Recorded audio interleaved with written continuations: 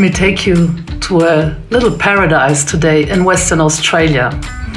The place is called Rottnest Island and it's located right in front of Perth in Western Australia.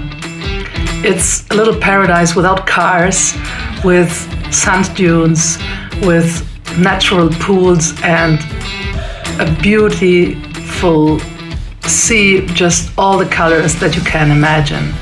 And I went there for a day with some friends, with some photographic friends from Australia who took me there, and it was just spectacular. We took the ferry at 8 in the morning. It's about half an hour ride, and the sea was really smooth, so it's good to go early in the morning so that you don't have waves and wind, which helps a lot also to see the beautiful colors of the sea. And when you arrive, then everybody gets off this catamaran, and there are quite some boats arriving and quite some people also. I thought to find a deserted island. Well, no, it's not the case. You arrive and you have a big, like a tiny village with a bakery and restaurants and people sitting around and chilling and enjoying.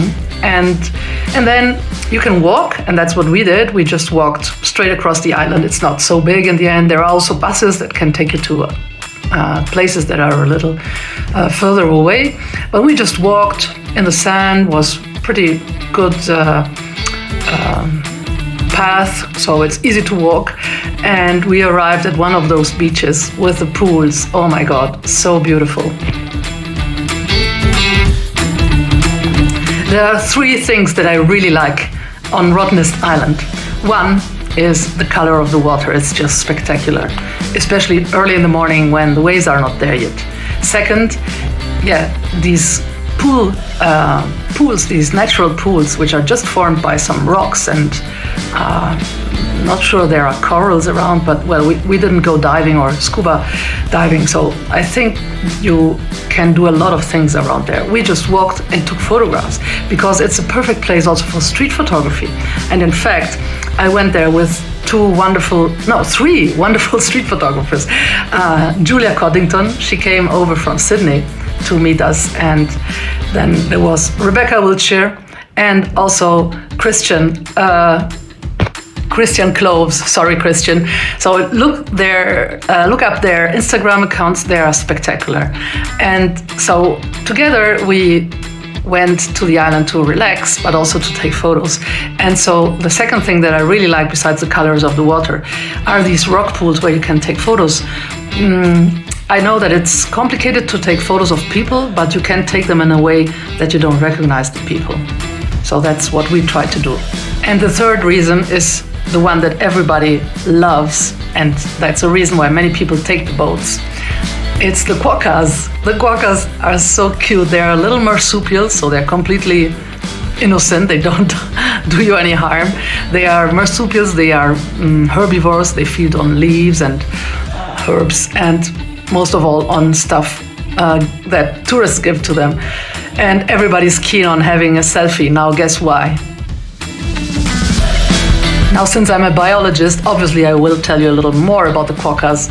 So their Latin name is Cetonus brachyurus, and they do climb trees. They are wallabies, so they can climb trees. I have actually seen them only on the floor because of the tourists, because that's where they are. They follow the tourists. They are happy to be there.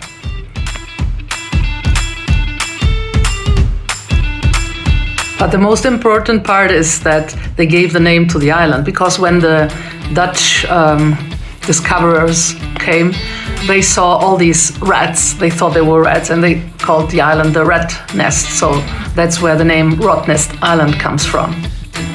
They are a bit vulnerable, so they are endemic to the region of southwestern Australia. You can find very few of them are left on the mainland because of foxes, because of dingoes. So and so we the tourists, we also have to take care and try not to touch them. I think that's the best. You can take your selfie, but you don't have to touch the animals. And so that's a really cool thing to look for these quokkas. They are almost everywhere. They are coming after you, and then try to get the selfie with this quokka smile.